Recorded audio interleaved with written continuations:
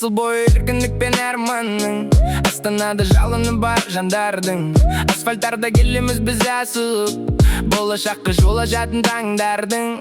Бәйтеректің биігінде ойымыз, бұл қалада бақытты өтер күніміз.